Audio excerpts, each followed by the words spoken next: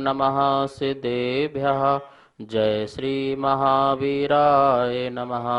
जय श्री परम्पराचार्य गुरुवे नमः। जय श्री उमा स्वामी गुरुवे नमः।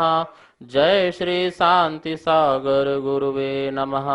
जय श्री विद्यानंद गुरुवे नमः। मोक्ष मार्गस्य नेतारं भेतारं कर्म भूभृतां ज्ञातारं विश्वतत्त्वानां वन्दे तद्गुणलब्धये। मङ्गलं भगवान् वीरो मङ्गलं गौतमो गणी मङ्गलं कुन्दकुन्दार्यो जैन धर्मोस्तु मंगलम। हम सभी लोग 9वां अध्याय जहाँ शंबर नजरा की बात चल रही है, संबर के कारण देख रहे थे। सूत्र नंबर 2 चल रहा था।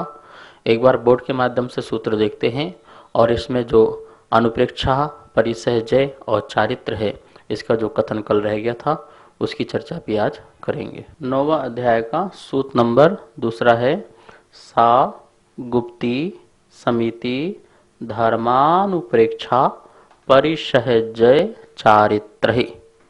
इस सूत्र में अपने देखा था गुप्ती समिति धर्म, यहाँ तक अपन ने पढ़ा था। ये तीनों संबर के कारण कल पढ़े थे। अनुप्रेक्षा, परिसहजय और चारित्र। आज 3 की बात करेंगे कि अनुप्रेक्षा और परिसहजय और चारित्र के द्वारा भी कर्मों का संबर होता है, अर्थात कर्मों का आना रुक जाता है। अनुप्रेक्षा, अनुप्रेक्षा किसे कहते हैं? देखिए, अनुप्रेक्षा जो शब्द है वो इच्छ धातु से बना हुआ है। भाव साधन में उसमें आकार हुआ है। अनु और प्रा उसमें उपसर्ग लगा हुआ है। तो अनु और प्रा उपसर्ग लग करके इच्छ धातु से भाव साधन में आकार लगने से वह अनुप्रेक्षा शब्द बन जाता है। इच्छ का मतलब होता है देखना, देखना, अपने को देखना।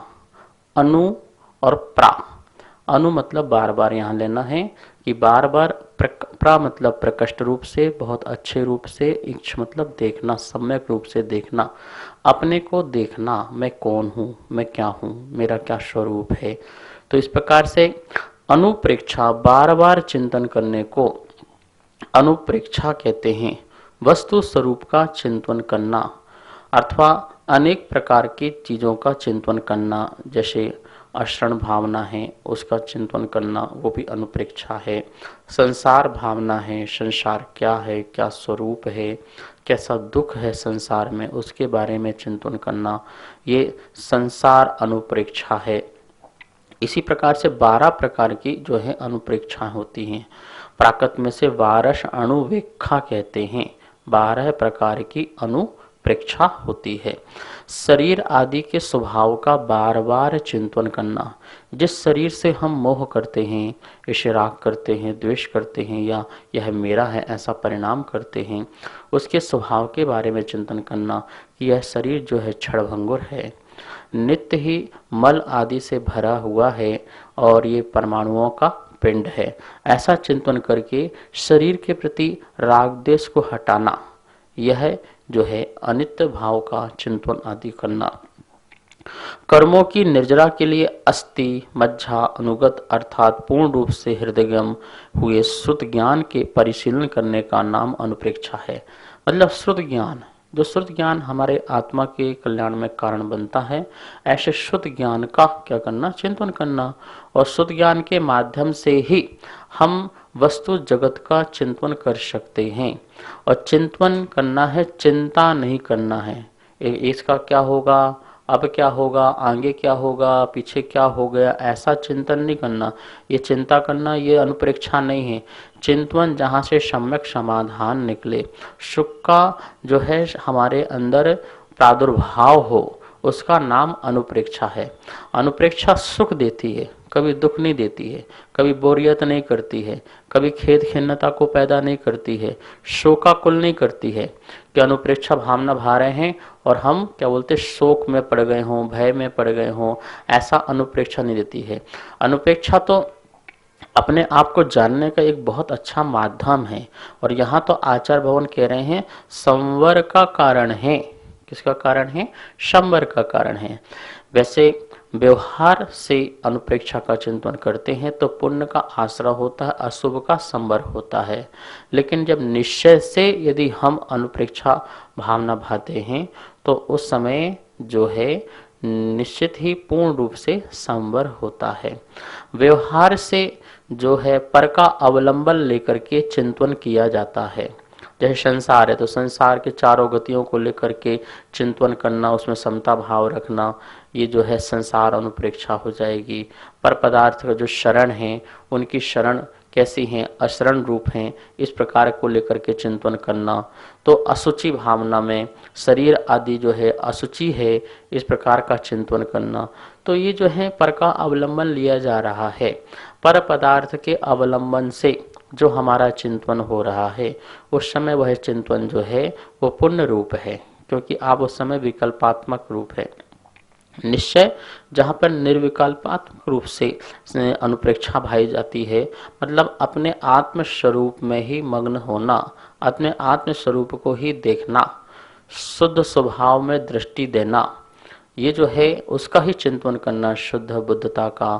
तो यह अनुप्रेक्षा निश्चय अनुप्रेक्षा हो जाएगी। तो इस अनुप्रेक्षा से ही सच में संवर हुआ करता है, कर्मों के आश्रय नहीं होता है। व्यवहार संवर में भी देखो अशुभ का संवर तो हो ही रहा है, नहीं आ रहे हैं अशुभ कर्म, और शुभ का जो है वहां पर आश्रय होता है। इस प्रकार से अनुप्रेक्षा संवर का कारण होता है। संवर से क्या लाभ है? यहाँ लिखा है अनुप्रेक्षाओं का चिंतन करने से क्या लाभ है। क्या लिखा है? भव्य जीवों का हित करने और परम वैराग्य को बढ़ाने के लिए कही गई हैं। दो बातें लिखी हैं, लाभ देखिए।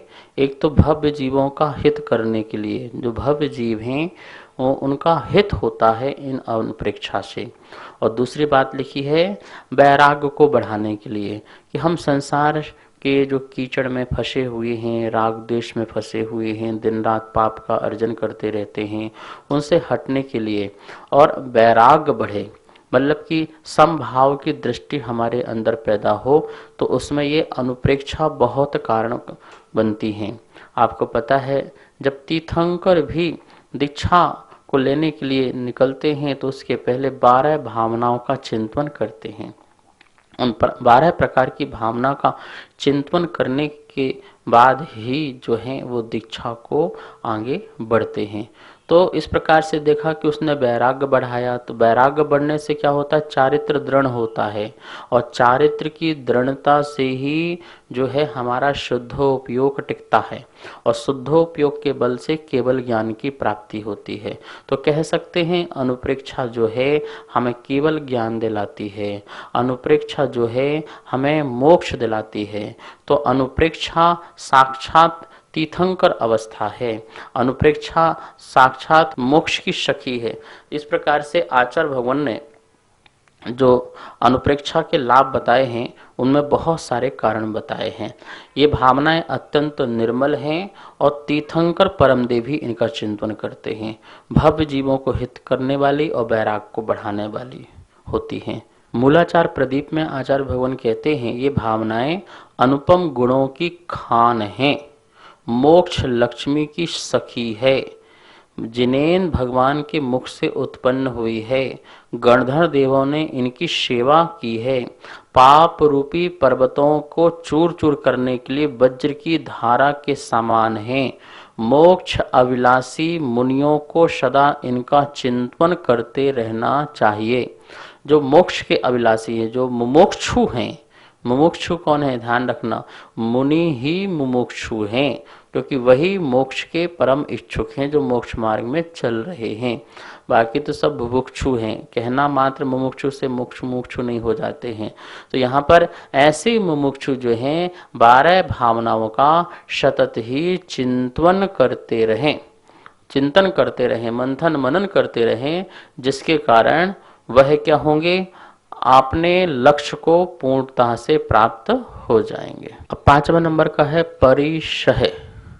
परिशह किसे कहते हैं? देखिए परि शब्द जो है, परि शब्द उपसर्ग पूर्वक शह धातु में लगा हुआ है। शह धातु, सहना अर्थ में आती है। जो सहा जाए सो परिसह, चारों तरफ से सहा जाए। परि मतलब चारों तरफ से हो गया, सह मतलब सहना। जो चारों तरफ से सहना होता है उसका नाम परिसह है। चारों तरफ से सहने का मतलब क्या है? अरे शीत भी सहना पड़ेगा, गर्मी भी सहना पड़ेगा, भूख भी सहना पड़ेगा, प्यास भी सहना पड़ेगा, दंश मशक भी सहना पड़ेगा, अज्ञान परिसह, प्रज्ञा परिसह, बहुत सारे 22 प्रकार के परिसह होते हैं। उनकी बातें अपन आगे जाके करेंगे।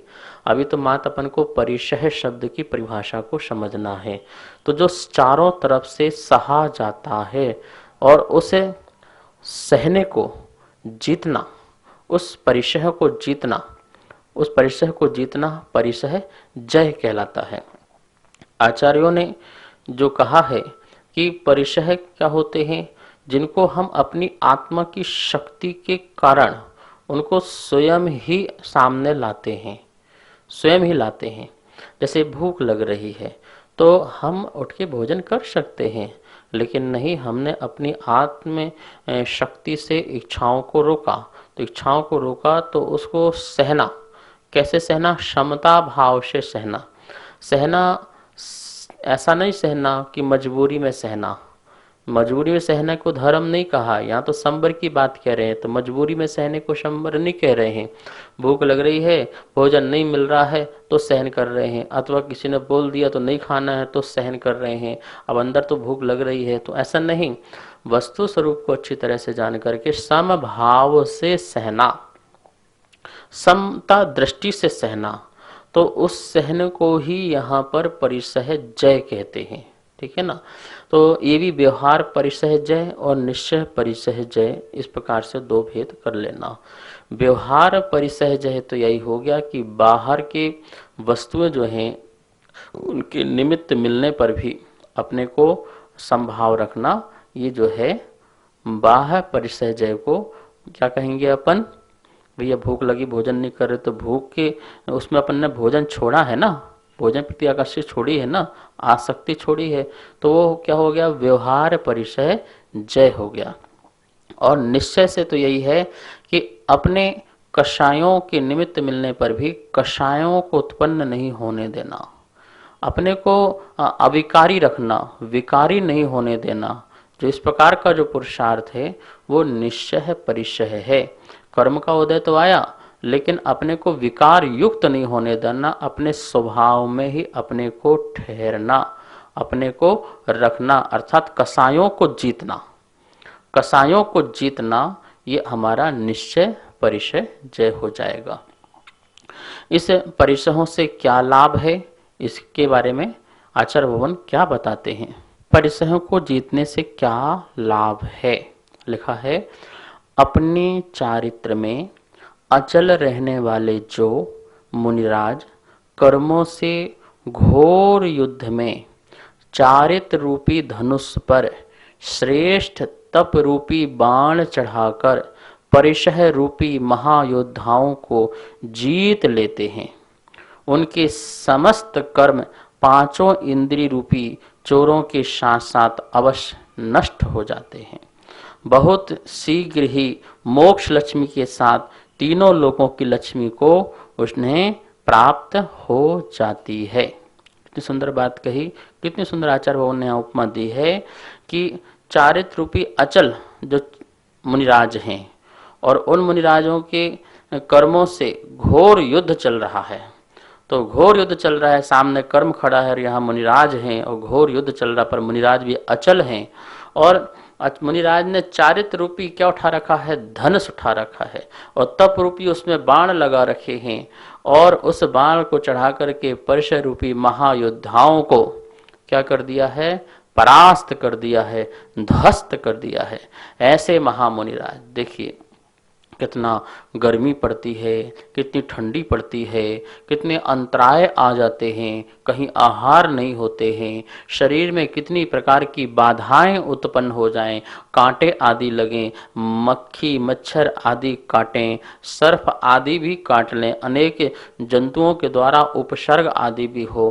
तो इस प्रकार से अनेक प्रकार के प्रसंग जो हैं मुनिराज के सामने आए, पर उनको भी वह तप रूपी बाणों से दूर कर दें और अपने में क्षमता का भाव रखें। ऐसा परिसह जय को जीतने वाले को क्या लाभ मिलता है कि मोक्ष बधु भी वरने को खड़ी रहती है, मोक्ष लक्ष्मी की उनको प्राप्ति हो जाती है, सदा सदा के लिए वह सिद्धत्व पद को प्राप्त हो जाते हैं, अर्थात मोक्ष को प्राप्त हो जाते हैं। परिसह और उपसर्ग को भी एक बात समझ लेंगे। परिसह और उपसर्ग, उपसर्ग तो हमारे कर्मों के उदय से आते हैं।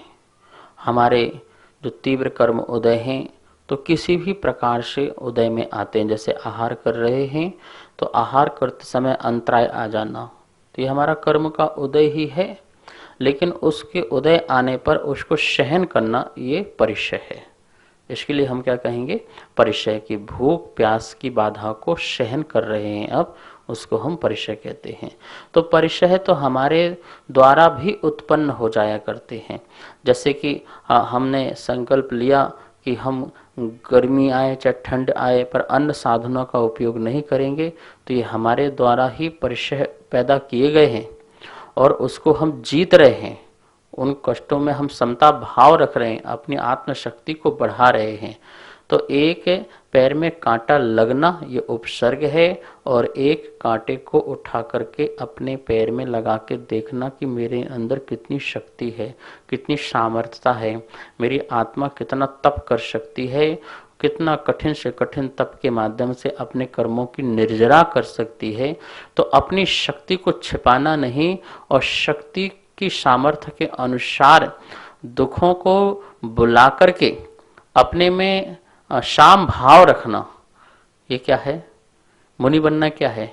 मुनि बनना अपने आप में एक परिचय जय तो है कि मुनि बन गए। अब परिचय, वस्त्र नहीं पहन रहे हैं, कपड़े नहीं पहन रहे हैं, नग्न जा रहे हैं, नग्न में कोई कुछ भी बोल देता है, कुछ भी कह देता है, उन शब्दों को सुनकर भी जिनके मन में ग्लान पैदा नहीं होता है, किसी प्रकार का खोटा विचार पैदा नहीं होता है, तो ये भी एक परिचय है। स्त्री आदि के कटाक्ष नेत्र आदि के माध्यम से भी अपने में जो विकार आदि पैदा नहीं होने देते हैं, ये भी परिचय है। तो इस प्रकार से परिचयों की बहुत सारी बातें आगे आएंगी। तो यहाँ पर बहुत सारे लाभ आचार्यों ने बताए। आपको उपसर्ग के बारे में समझ में आ गया कि उपसर्ग भी जो कर्म के उदय, पूर्वकृत कर्म के उदय से कई प्रकार के निमित्तों से हमारे पास दुख उत्पन्न होते हैं, वो उपसर्ग की श्रेणी में आते हैं। अब देखिए 6वां नंबर का जो है वो चारित्र है। चारित्र जो संबर का काम करता है। चारित्र किसे कहते हैं? तो व्यवहार से और निश्चय से अपन देखें तो व्यवहार से अशुभ की प्रवृत्ति को छोड़ना और शुभ प्रवृत्ति में लगना, इसका नाम व्यवहार चारित्र है। 5 पापों को बुद्धि पूर्वक छोड़ना और 5 महाव्रतों को बुद्धि पूर्वक पालन करना, अहिंसा महाव्रत, सत्य महाव्रत, आचौर्य महाव्रत, ब्रह्मचर्य महाव्रत और अपरिग्रह महाव्रत।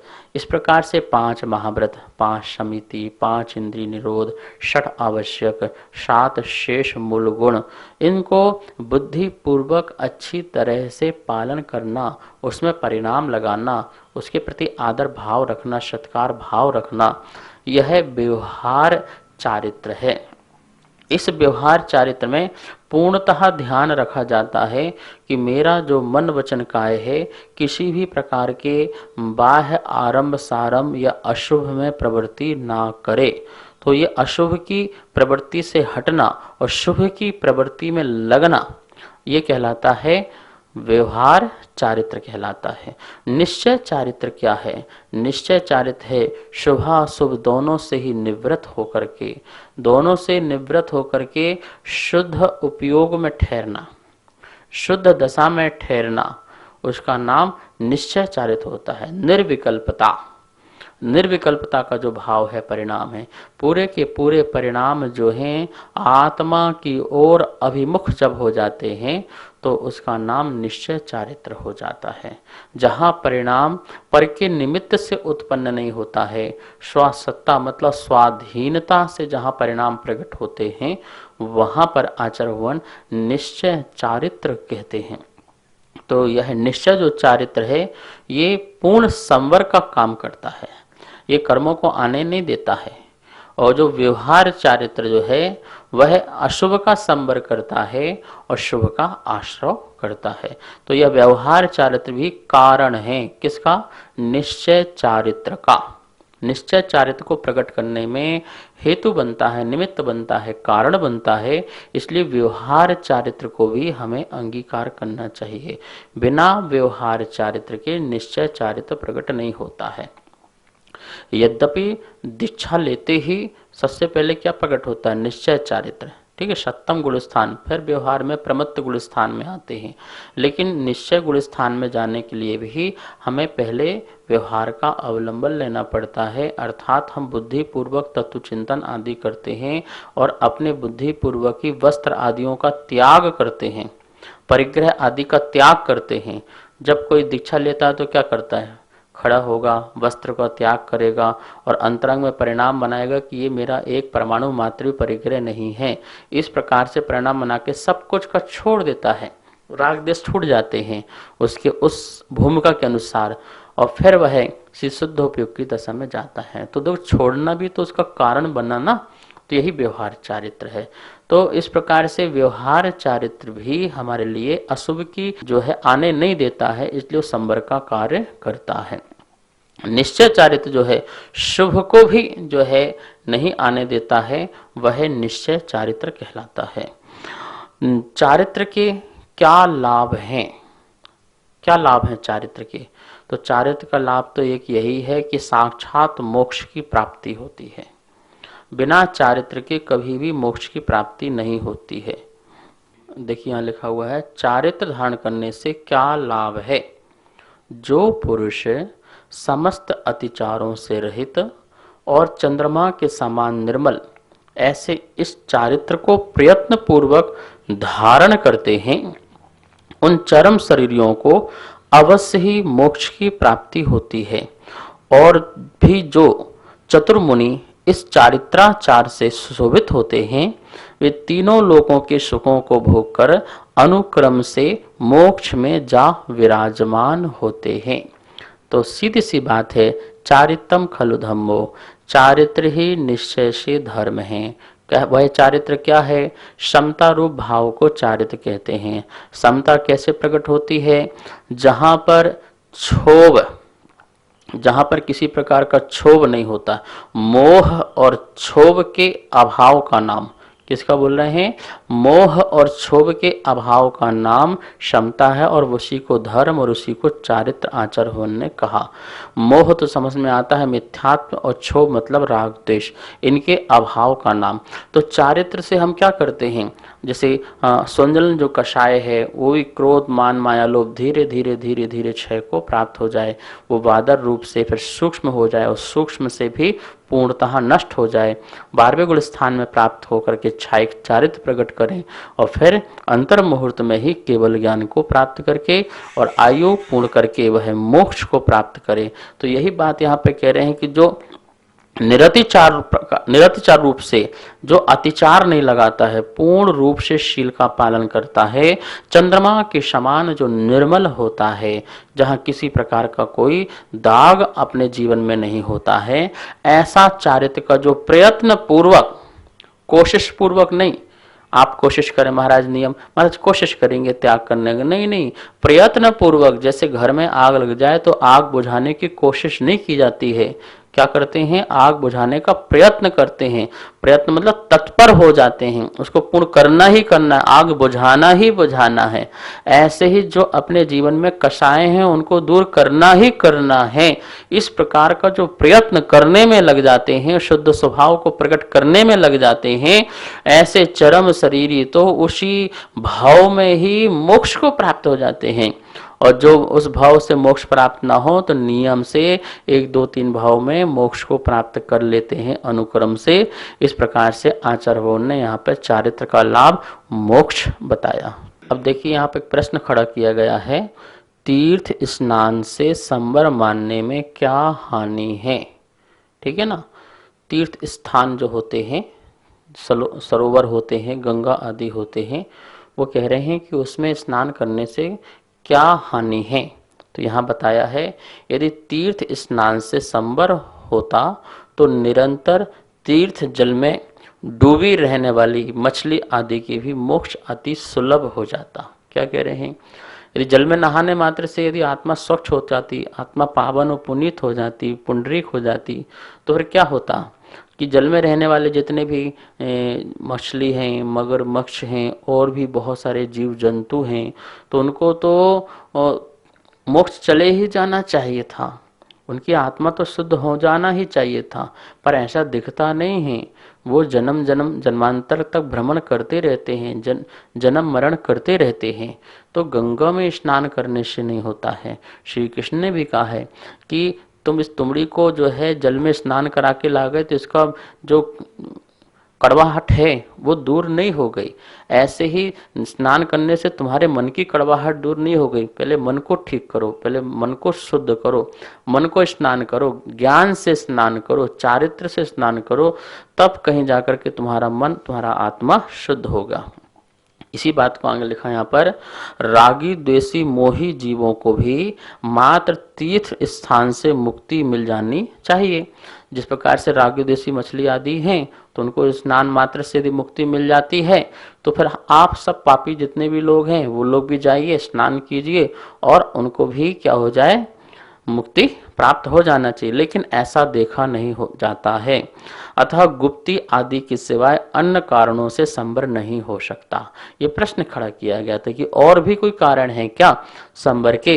तो आचार्य ने कहा नहीं, तीर्थ स्थान आदि, शीर्ष उपहार आदि, अन्य प्रकार के बलिदान आदि, ये किसी भी प्रकार के संवर के कारण नहीं हो सकते हैं।